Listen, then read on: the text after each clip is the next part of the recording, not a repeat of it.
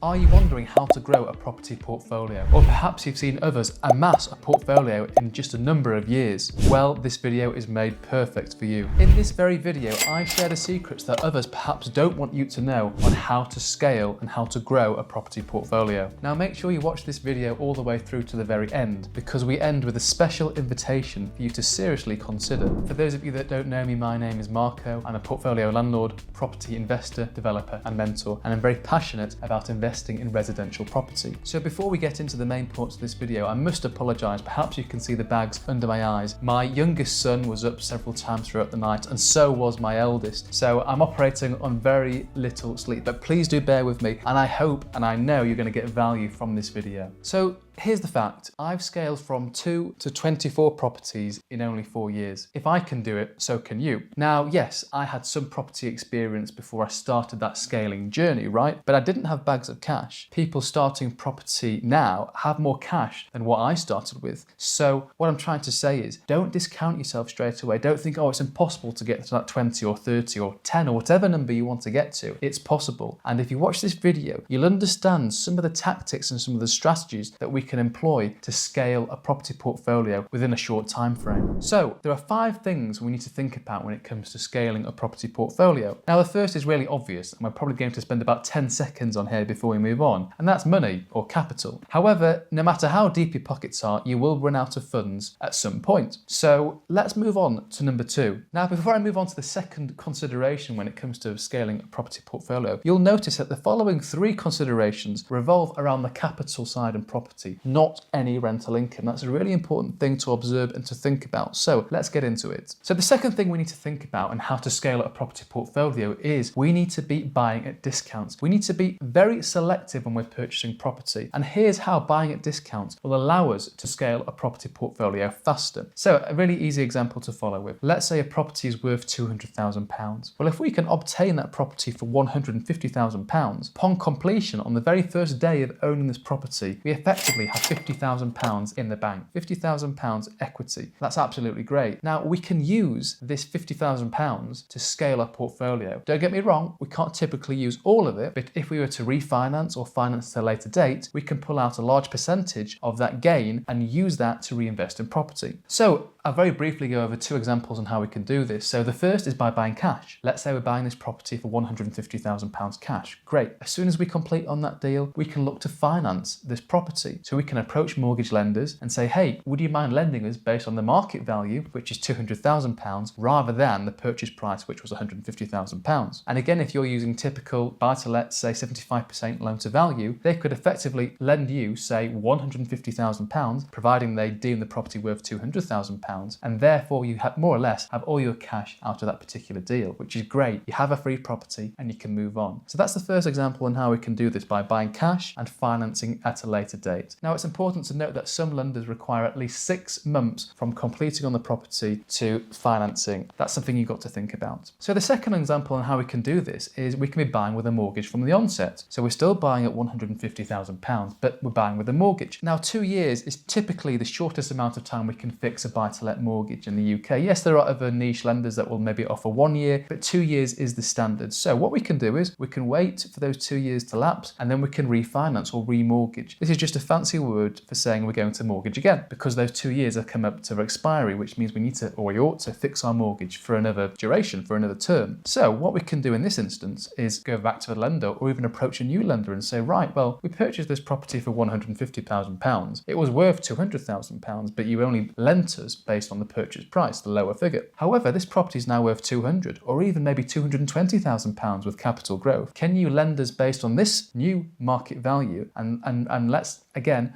borrow the same loan to value? So we need 75% of, say, £220,000. Now, I'm not going to do the math right now, but you'll be able to work out you'll more or less have a lot of cash coming your way, and that cash will be enough to fund the deposit on your very next purchase. So that's how we scale a property portfolio from buying at discounts. And we're going to talk about 2 other ways how we can really scale property portfolios, again, all revolving around the capital side. But so far, if you are liking this video, please do consider hitting that like button. It will promote this video to other like-minded individuals, and hopefully they can benefit from this too. So the third consideration we need to think about, and one of the tools and the secrets to scale a property portfolio, is how can we add value? We ought to look how we can add value, right? Don't get me wrong, not every deal we can add value, but if we can add value, absolutely great. That's going to make scaling a lot easier. And let's go over a few examples. So we could add value in a number of ways, the most obvious being a refurbishment. So we're buying a property, it's in need of modernisation, it needs some work doing to it, and afterwards it will be valued at a higher value. And it's our job as investors to pocket that difference. So let's say the refurb cost us 25 grand, but actually the added value is going to be 40 grand, we can pocket that 15 grand difference, right? That's the most obvious way of adding value. But there are many other strategies where we can add value. So for example, if we're buying a piece of land and we gain planning permission on that land, we've increased the value of that land drastically. That's a great strategy that I like to embark upon. It's a bit of a niche strategy. It requires a little bit more of a skill set, and sometimes you're taking a punt on things, but it can pay dividends. Another option is to extend leases. So we're buying leasehold properties with a very low number of years left on the lease, and we can extend that lease, turn it into a long lease, thereby creating value, and we can then sell or finance this property at a much higher value. Another example on how to add value is by finding C3 properties and converting them to C4. Well, what on earth does this mean? Essentially, we're finding a family home, converting it into a HMO, and thereby increasing the value in some areas. And we're increasing the value because the income of that property could have doubled simply because we've done the works to turn this into a HMO, and an investor or someone else is willing to pay more for this property based on its new higher income. So that gives you a flavour on how we can add value. Now, if you can do both, if we can be buying below market value and adding value at the same time, that's going to be one incredible deal. Now, these deals don't come across every single day. They're hard to come by, right? But if you want great deals hand-delivered to your inbox, absolutely free of charge, please do consider signing up to our email list. The link is in the description. So the fourth consideration, which is really important, and again, it's to do with the capital side, it's that to scale a property portfolio, we should be buying in areas that we think are going to grow. We want the price of this particular property to grow over the years to come, right? Even if we're looking to scale a property portfolio aggressively, say in the next couple of years or 5 years, we still want to be buying in areas that we think are going to grow in those coming years. So how do we know if an area is a good area to invest in, or how do we know if it's an area for growth? And it's a very difficult question to answer. However, I can always come back to the fundamentals. So things such as, are there a high percentage of owner-occupiers that live in those areas? Are there good schools? Are there great transport links? Are there great employers? What's the crime like? Is it low crime? And normally speaking, if all those 5 things are positive, then generally speaking, it could be an area where the prices in that area increase at least in line in average in the UK over time, perhaps even better than average. And again, using an example we've already referenced, we could fix that mortgage for 2 years. Let's say we bought it below market value. We've done a little refurb on the property and prices have increased again in those 2 years. We can refinance or get a mortgage for the first instance if we're buying cash. And that's a way we can scale our property journey. We can pull that equity out that we've generated, invest that funds in the second, third, fourth, fifth property, and just snowball that. So I've got one more consideration for you when it comes to scaling a property portfolio. Now, the first is obviously money, which we skipped over very quickly because no matter how much money you have, you will run out eventually. The next 3 were all around the capital. And the final tip is to reinvest rental profits to scale. In other words, we're reinvesting our profits to top up our deposits or to top up our cash so that we can buy that very next property. Now, this is similar to compounding interest. I think it was Albert Einstein that deemed compound interest as the 8th wonder of the world. And essentially, this is what we're doing here by reinvesting our profits. It's the exact same in the stock market. We get paid dividends and we can reinvest those dividends to deliver further dividends, but not only that, grow the value of our assets. So before we come on to an example on how this can work, let's just kind of summarize where we are right now. So just envisage this, you bought a property at a discount. You've added value to the property via some type of strategy or refurb. We then also bought in an area that's grown. So in those couple of years, we've appreciated and experienced capital growth. And then lastly, those rents we've been receiving, we've been banking those to reinvest at a later date. So this is how we scale a property portfolio, by combining all this and then mortgaging, leveraging, taking out that additional equity, not all the equity, but a portion of that equity to buy the very next property. And it really doesn't take that much of a discount, or it doesn't really take that much value add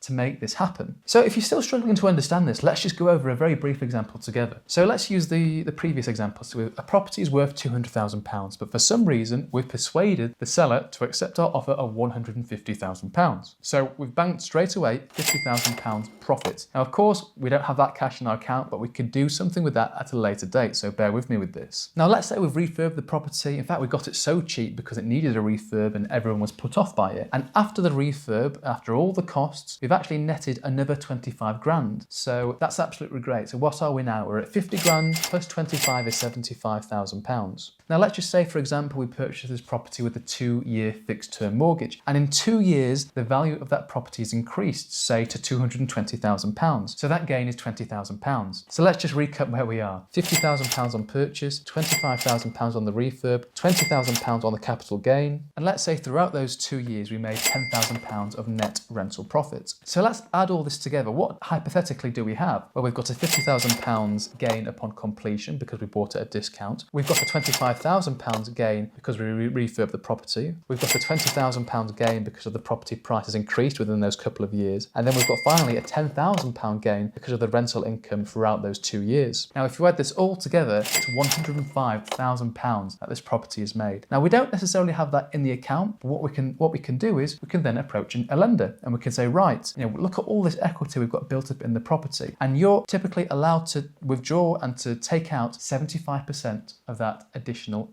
equity. So we could take out, say, £75,000 from that particular deal. Now, as you know, £75,000 is enough to buy a buy-to-let property with a deposit. In fact, it's enough to buy 2 buy-to-let properties with a deposit in the north of the UK. Now, we don't have to be buying with a mortgage. We could be buying with cash. So that 75 grand cash that we've taken out, we could be going to auction and buying something spectacular. So don't feel that you need to be buying with a mortgage. But obviously, if you want to scale your portfolio numbers-wise in terms of holdings, then leverage is probably a bit of a better idea, providing that you don't have bags of cash. Now, all we simply do here is repeat the process. So keep repeating, taking out equity, investing into the next deal. And this is how you amass a property portfolio. And you can quite quickly do what I did, go from 2 to 24 properties in a handful of years. Now, it's difficult to find these kind of deals, and it also assumes that you have the knowledge to embark and research and do due diligence on these kinds of deals too. And that being said, this leads us very nicely onto the special invitation I promised you at the very start of this video. Now, for the next couple of weeks, I'm offering a complete free initial consultation for those thinking of working with me. I can help coach you scale a property portfolio. I've been there, I've done it, I've got the t-shirt, helped lots of other people scale a property portfolio. This is normally a paid for service. The link is in the description.